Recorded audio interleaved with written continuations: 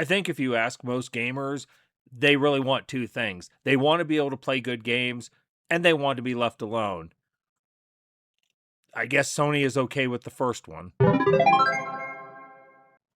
Hello, my gaming brothers and sisters, and welcome back to the channel. As always, I am Jonathan, your host here at QuickBird Gaming, and I appreciate you tuning in for this episode of QuickBird News, where we cover all the gaming news that's fit to cover. This episode is going to cover the week of April 26th to May 2nd, and it has been a busy week. We've had lots of stuff going on in the gaming community, and I got a whole lot to talk about. We've got some live service news, we've got some Assassin's Creed news, the showcase for the Blood of Dawnwalker came out this week, so we got some news on that and a few other things that I hope I can get all of this squeezed in this hour. As always, every story I cover is linked in the description box down below, is timestamped, so feel free to scroll down there and look for a story that interests you and go ahead and jump to that and check that out. And before we get to all that, I got to talk about my cover story, and I got to talk about Sony and what's going on with them. And frankly, I think DRM is the lesser of two issues here. Okay, I'm going to start with this Video Game Chronicles article from Tuesday, the 28th of April. PlayStation has seemingly added a 30-day DRM check to all newly purchased digital PS4 and PS5 games. Tests suggest players won't be able to play their digital games if they go 30 days without connecting online. A growing number of users have reported that new digital purchases on each console have introduced DRM requiring online activation every 30 days. And it says, originally reported by YouTube channel Modded Warfare, the new version, 1320 for the PlayStation 5 console, appears to have brought a form of DRM in which digitally purchased games have to be verified going forward. And this article talks more about the testing, how some other people had started noticing the same thing, affecting both PS4 and PS5 games. It doesn't appear to affect a game that had been previously purchased, though there was a lot of back and forth on social media. Some people saying it was, some people saying it wasn't. And let's see, down here, then they also talk about removing the CMOS battery, or if it died, it would reset your timer, requiring you to recheck in. And this story kind of blew up earlier this week. A lot of people were upset about this. I think players just in general are at best tolerant of DRM. At worst, they absolutely hate it. And this seemed like Sony was putting another obstacle in their path in order to play their games, requiring these check-ins. How big of a deal was it in reality? Probably not much of one. How much of a big deal was it in perception? Much bigger than reality. And it wasn't helped by the fact that Sony did not immediately address this. It took several days before they came out and said, okay, this is the deal. They let it stew and they let it percolate, which I never think is a good look for a company when people are jumping to conclusions. Now, I say they may have been jumping to conclusions. I'm going to go to this Games Radar article from the 29th, which was Wednesday. Sony finally clarifies PlayStation DRM situation. Okay. They released a statement saying, here's what's going on. Players can continue to access and play their purchased games as usual. However, a one-time online check is required to confirm the game's purchase after no further check-ins are needed. Effectively, your console will need to check in once that you have access to the game's license, and then you'll be able to use it for good. Okay? And this is so this is basically they're saying what this really is. And a lot of people have kind of deduced that the whole point of this is to avoid, to get around people who jailbreak PS5s, in other words, crack them, to use the hardware in ways for which it wasn't intended, and to avoid piracy, because if you don't check in that 15-day window, which is outside the return window. I didn't get quite all the details, but I think that was the gist of what people were trying to say, is that's why they're speculating that's why Sony did this. I say on the surface, this was probably not as big a deal as people made it. At the same time, I have to put an asterisk on that if Sony is being honest about this. And I have absolutely no reason to inherently trust any, major company, gaming or otherwise. I don't know what they're doing, and they've done other things that really make me think that this was something that was probably put out to be tested and then kind of, broke containment before they were ready for it. Because quite frankly, this is what you could refer to as planned obsolescence. In other words, once they stop supporting the console like they did with the PS3, then your games would become unplayable in the long term. At some point, after they put the PS6 out, at some point down the road, they will stop supporting the PS4, and that is a way to make your games, no longer playable. In other words, you run out of the ability to play them. Am I saying Sony did that for certain? No, because I don't know. But we've just watched too much slippery behavior from these companies for me to think that, they're doing everything above board here. So I'm always going to be looking at them suspiciously. On the surface, this was probably not a big deal. Now, having said that, I want to flip to the one thing that I do think is a bigger deal and has just as long-term implications. I'm going to go back to this Video Games Chronicle article from the 21st of April. So that's almost 2 weeks ago. PlayStation has started telling UK and Ireland players to verify their age by June to keep certain features. They'll say they'll have to start doing this in order to keep certain features like message and voice chat. And Sony says age verification is carried out by its service provider, Yoti. I believe that's Yoti, Y-O-T-I. Includes several options, including mobile number, facial scan, or ID. And there's a list of the features that you would lose or that are affected if you refuse to age verify. According to the article, they say that you'll still be able to play games, access your trophies, but essentially you'll be locked into a single-player experience. Obviously, communication features, voice chat, chat and messaging, joining parties, Discord, voice chat, broadcasting and sharing features, broadcasting gameplay to YouTube or Twitch. That's the one that, will necessarily affect single-player people. You're going to have to start doing this. Now, the people might say, well, that's only in the UK and Ireland because of their age verification laws.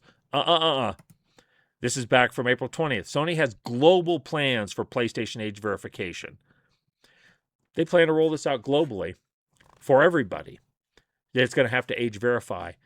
And when they say, we're going to do facial scans or provide your ID to a third party.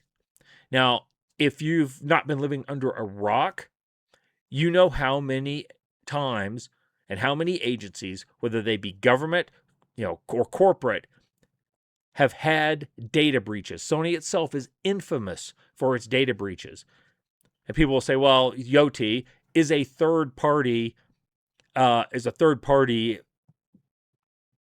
company that does not directly allow that information to Sony, and that they'll erase it as soon as they use it. Where have we heard that before? You're giving your biometric information, facial scans, or your identification to another party that has zero incentive to actually do what they say they're doing and get rid of it. And we just saw it with Discord and Persona less than a couple months ago. The company Persona, where they were saying that, we get rid of your information. Whoop, turned out they were not getting rid of people's information, and they still had a lot of information. Now, whether that's intentionally or accidentally doesn't matter. The fact is that they do it. Now, Yoti can say, we don't do this, but I don't trust them, and you shouldn't trust them. And if you openly trust these companies with your information, you don't need to be running around loose. You need to have somebody put a leash on you and restrain you for your own safety. Okay, I'm going to scroll down here, and this is pertinent to this. They say Sony uses Yoti, a company that offers privacy-first approach to age checks for its age verification in the UK and Ireland, and will presumably continue to work for the feature's global rollout. In January, Spain's data protection regulator hit Yoti with a $1 million fine for mishandling biometric data harvested for users. There you go. Whether they are just whether they are storing it when they say they're not supposed to, and it's being data breaches or letting it out to be used by who knows what, whether they're selling it to other parties so you could be targeted for ads or who knows what, whether they're giving it to the government for who knows what, or even just training AI, facial recognition and things like that on it. It doesn't matter. The fact of the matter is Sony is leaping into bed with this concept. They're leaping into the bed that you don't need to be private and you need to give more information over to Sony in order to enjoy their product. Literally no one stops you from buying a book at a store based on your age. And to me, this is hardly any different. And I'm really, I have to, we go back to this about the DRM. Again, like I said, I don't think this DRM check, aside from the possibility of what I said earlier, I don't think this is directly a big deal. But I don't trust Sony. I don't trust any of these companies. And as much as I say, even Steam, who as much as I think they are a net benefit for the PC game community, I don't give them unconditional trust either, because they've done some things. And this really is a disturbing direction for all of video gaming and frankly for just all of life. So, I'm not going to tell anybody what to do with their own information and how to approach this, but just be informed. This is out there, this is coming, and this is probably just the beginning. Well, that was depressing, but you know what's not depressing? Subscribing to the channel. It just takes one click. It helps me out a whole lot. So I thank you in advance for that. Okay, back to the news. Since we were talking about DRM, I wanted to bring this up just because it's on the same subject. This Tom's Hardware article from Tuesday the 28th. Denuvo has been cracked in all single-player games it previously protected. 2K Games and Denuvo reportedly retaliate with mandatory 14-day online checks. Okay, we reported previously on the feats of the Skull and Bones community against DRM. As the pirate crew, quote, has officially reported as of yesterday, there were 0 games that hadn't been cracked because of what they call hypervisor-based bypass that installs a kernel-level driver to intercept and respond to Denuvo's checks. While it's not an actual craft, it's good enough for the Skull and Bones work. Okay, simultaneously, Voices 38, a well-known cracker, also fully stripped a few choice titles of Denuvo entirely, including recent releases like Resident Evil Requiem. Okay, this is what happens with piracy, and it's a fact. However, as a somewhat predictable response, Denuvo and 2K Games reportedly just added a 14-day mandatory online check to several titles, including NBA, 2K25, 2K26, and Marvel's Midnight Suns. This is impossible for the HVB to emulate, as it's a request-response call to Denuvo servers, and thus in practice can't be replicated. At some point, the code that executes this check could be removed, but that requires a full game crack rather than HBP. I think back to a science fiction novel I read years and years ago. I think it was Larry Niven's Ringworld, where 2 characters are discussing a communication being traced, and one said, "This is because of the nature of it. This is theoretically impossible," and the other responds, "Maybe they've developed other theories." And they say that this, and thus in practice, can't be replicated. At some point, somebody will figure it out. This is just kind of an escalation between the pirates and the companies with DRM. And this goes down in here, and this brings up the point in this article of who actually gets hurt by this. And this is the 90, 85% of honest gamers are the ones who pay for this. Will also be locked out of their games if Denuvo servers experience problems or go offline. If the company just went out of business suddenly. The new check differs from the existing one-time activation that Denuvo performs when the game is first launched. Okay. And it just kind of talks in here a little bit about the hypervisor method, which essentially bypasses a lot of the security features of the computer. Now, again, I'm not advocating anybody go out and sail the high seas. I'm not advocating anybody install sketchy software that bypasses their computer security checks in order to play games. You can simply do what I do. If you don't like DRM, and I don't in principle, I don't buy games with it attached, at least generally. Nothing more intrusive than, say, Steam's launcher.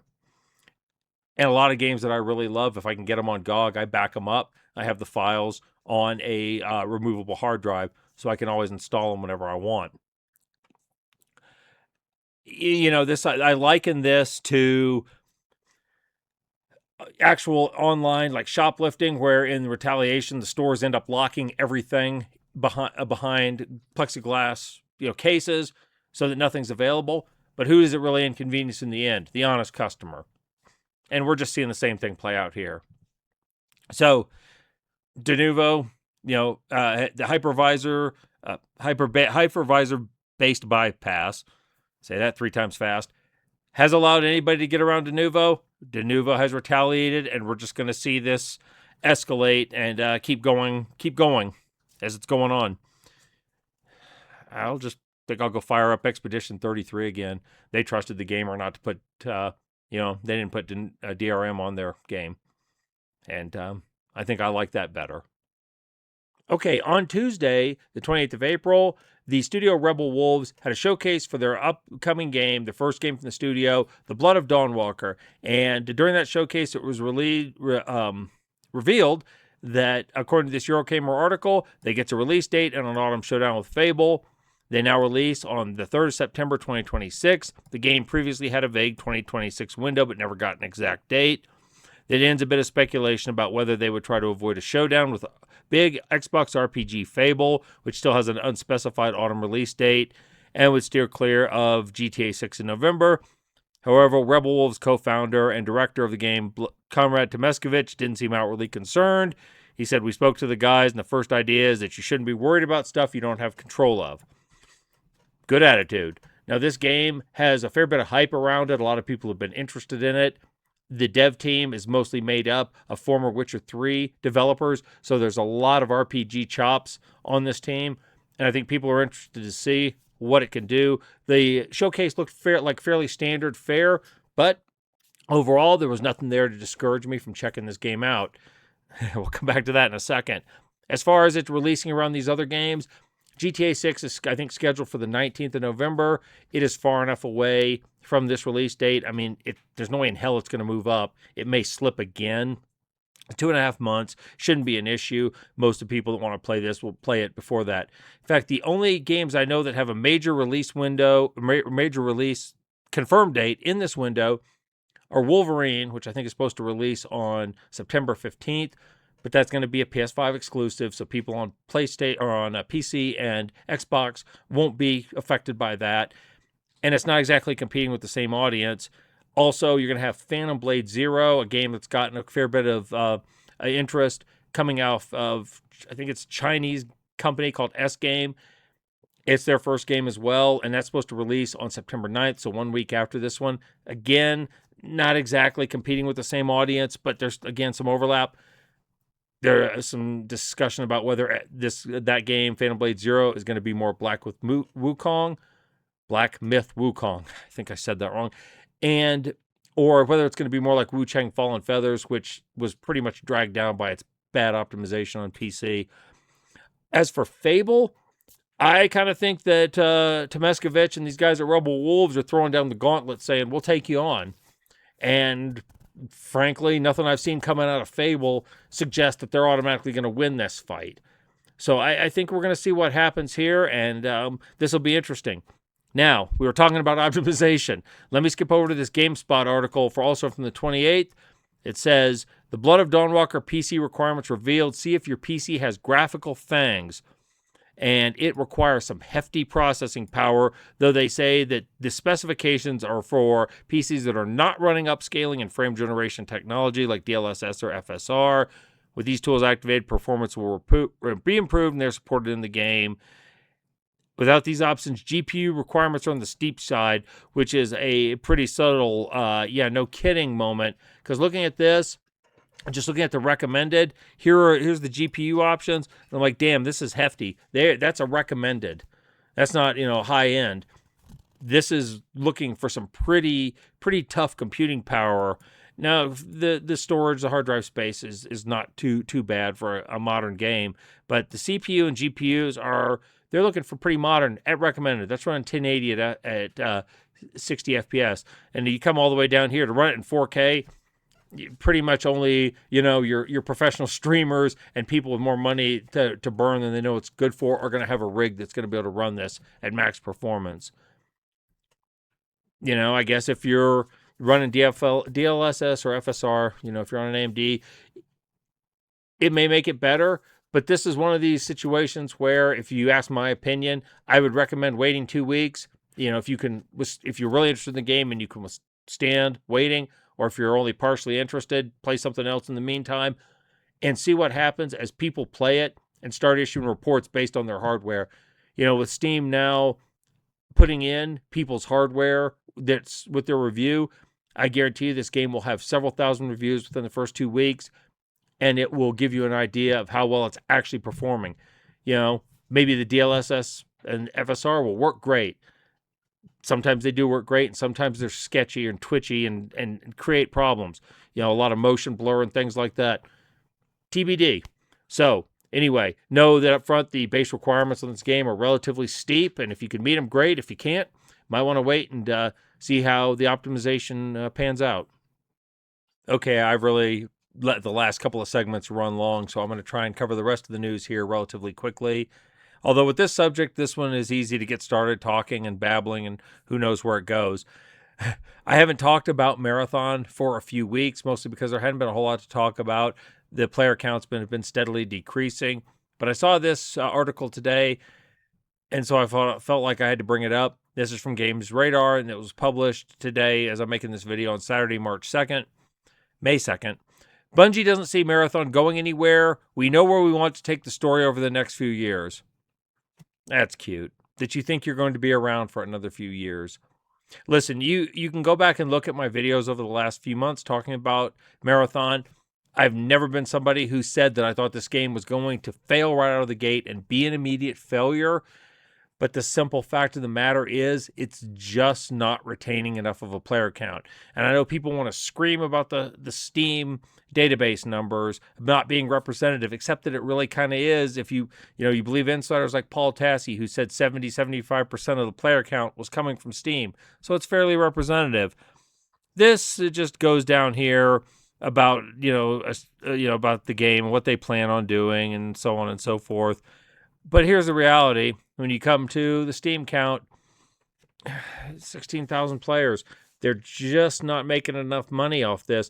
Now, I saw another analysis firm, and it wasn't Alania. I want to say it was called Ampere, that estimated that between the consoles and between PC, that Marathon had experienced 2.2 million unique players since it started. Now, at that rate, at $40, and after you take away the platform sales, you're probably talking 80 to 100 million in revenue. That is not going to be enough for what they've put into it, reportedly. It's not going to be enough to sustain the game because they still have to pay developers. It's not going to be enough to justify Sony's acquisition of Bungie. Again, I wasn't saying that I thought this game was a failure out of the get-go, but at some point, I think it's just hubris that's preventing them from shutting this down. Now, it's not just big companies that are susceptible to hero shooter, or live service in general, but hero shooter specifically, failures. I clipped to this Insider Gaming article from Friday, May 1st. Last Flag is the latest multiplayer shooter to fail within weeks. The only online shooter from Night Street Games is on the ropes and isn't getting back up. In a recent heartfelt message, the team confirmed that the CTF-inspired shooter failed to find an audience on Steam and will receive no further updates beyond what's already promised to come. They stress the game isn't necessarily going anywhere. It just won't receive any more support. The final update will bring them a few more things, and here's the message if you want to read that from them. And they said, Last Flag hit the market on April 14 after 5 years of development. And the player count dwindled remarkably quickly, even with the promotional campaign that included millions of followers across Imagine Dragons social network. The lead singer was one of the founders of this company, and that was the peak as of gaming time, or as of article time. And here it is currently, again on Saturday night. It's just not enough. Now, this game came out with a nominal price of $15, and I think that they were looking to try to not make it a gouging experience when it comes to this. But they say the on-owner estimation on Steam DB even if the game sold 100,000 copies or 200,000 copies, you're only talking about a $3 million revenue trail. And when I typed in Last Flag Development, something from PitchBook, which is a valuation and funding and investor website that tracks those things, they said that they were known to have raised $15 million in funding, and they got about $3 million max, maybe back. Because if it probably did not sell that many copies. Probably sold under 100,000, which means $1.5 million in direct revenue, or 1.2 million or whatever after Steam took its cut. Well, it wasn't enough, which is why they're not pursuing it. So another hero shooter. It is an incredibly hard market to get into, and whether it's an extraction shooter or otherwise, it's just not. There's just not enough room for a lot more of these to come out, and companies are going to figure this out, to their detriment if they have to, but you just can't buck the reality of the gaming space right now. It's not a good genre to be entering into. The Assassin's Creed franchise has been on a little bit of a high in the last week or 10 days because of the announcement of the upcoming Black Flag remake that is scheduled for this summer. A lot of people have been excited about that. An equal number of people have demonstrated a healthy amount of skepticism, which I think is good. Given the way that a company like Ubisoft moves and operates, I think it's always good to, kind of step back and just wait and see before you rush out and pre-order and get excited and get yourself built up for it. And along those lines, people have kind of started talking about the next one in line. And I have this IGN article from Monday the 27th. Magical abilities removed from upcoming Assassin's Creed Hex leak suggests. Fresh leaks point to a major change for the upcoming witchcraft-themed AC Hex and expectation of an AC1 remake, for whatever that's worth. Okay, over the weekend, reliable AC insider Jonathan, no relation, detailed further behind-the-scene changes for Hexes following confirmation of another top developer leaving the product. As of reported yesterday, Hex's director Benoit Richer, trying the French pronunciations, recently departed the game and Ubisoft itself for reasons unknown. His loss comes swiftly after the exit of the Hex's creative director and a major internal reshuffle. Now in a post on social media, Jonathan claimed Hex has gone through changes to get rid of everything that was magical. For example, we were supposed to be able to control a cat, and ultimately that's been canceled. So we really have absolutely no idea what's going on with the future of this franchise. Yeah, I think that if Black Flag is successful and does well financially, you're going to you will see an AC1 remake, maybe an AC2 and 3 as well.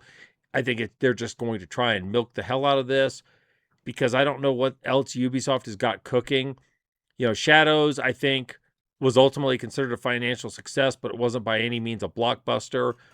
There's no telling when we're going to see Hex, if we're going to see Hex. And I think it's going to be interesting to watch, but more turmoil in the AC development, not confirmation, but reassurance that we'll be getting some more remakes.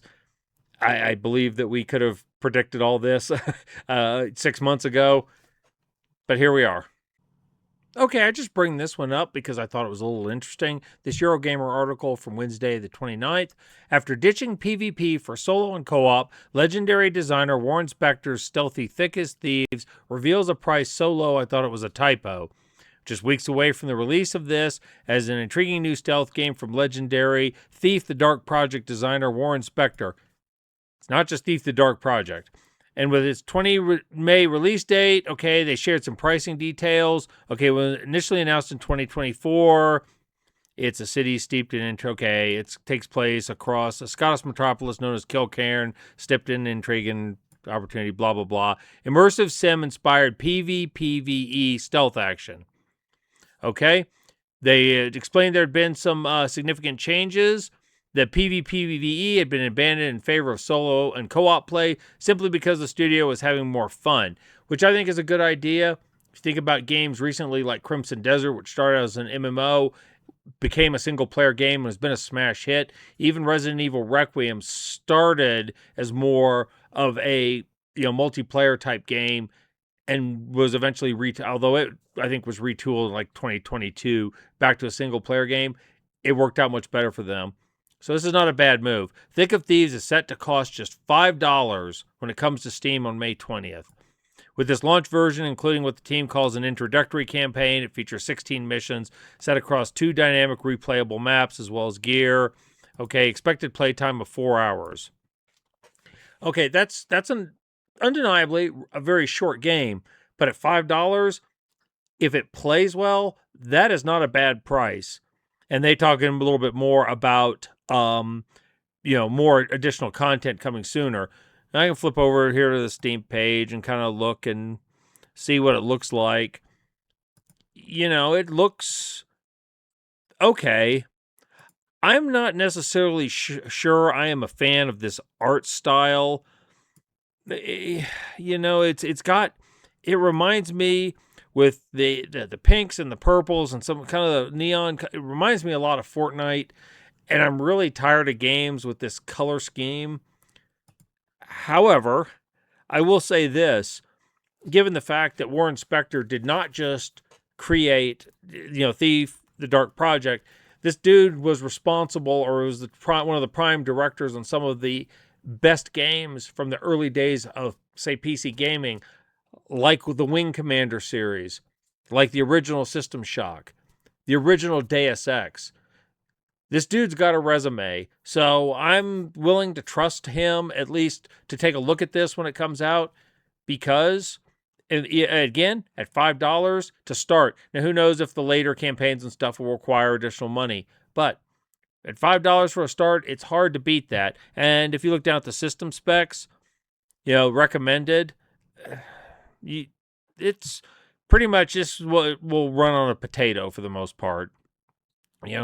There'll be plenty of 10-year-old machines that'll run this just fine if it runs as advertised. So anyway, something to keep in mind. Thick as Thieves. It's going to be out 2.5 weeks from the posting of this video, so check it out. Well, the tough times are still here for us in the games community, and that includes for game developers.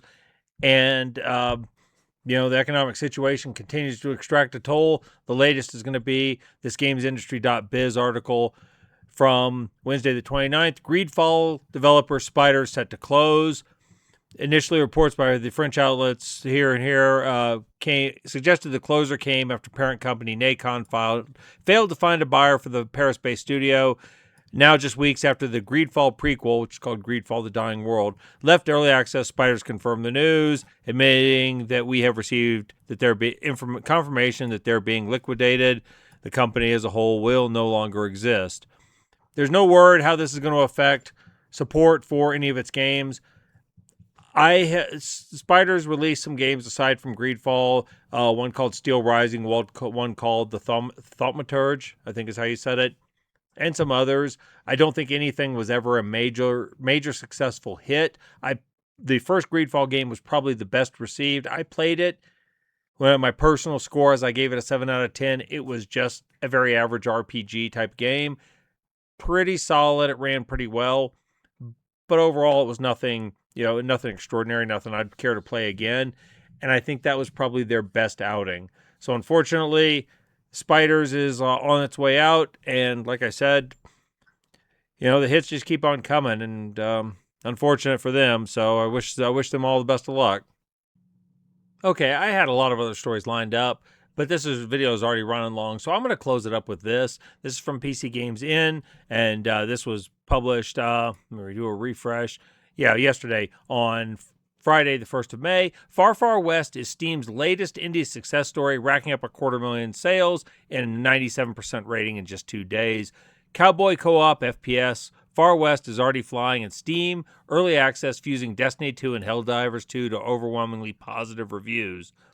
So this comes from the French studio Evil Raptor, and it has it injects the dusty old west of Red Dead Redemption with a fantasy twist, the extraction-style co-op of Helldivers 2 and Deep Rock Galactic, giant raid bosses reminiscent of Destiny 2 and Risk of Rain 2, and the stylish action of RoboQuest and Gunfire Reborn.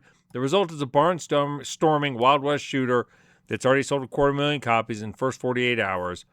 And, I mean, this is This is what I love to see. You know me if you've been watching me. I love to see indie success stories. I love to see indie games doing great. And this just seems to be the latest this year. This has already been a great year for indie games. And it's just going on the heels of last year, which was also a great year for indie games. Get out of here, advertisement. I'm going to go over here to the Steam database and do a quick refresh on it and see, look, this is something I think is important. When you look at this game released on the 28th of April, on Tuesday, and it has climbed into its weekend, picking up more and more peak players, by word of mouth. It's spreading. Now, I don't think it'll maintain this momentum forever, but that's a great sign that it's doing quite well. And when I look at the actual Steam page, 97% positive in English. I look down below, 96 overall positive in all languages for this game.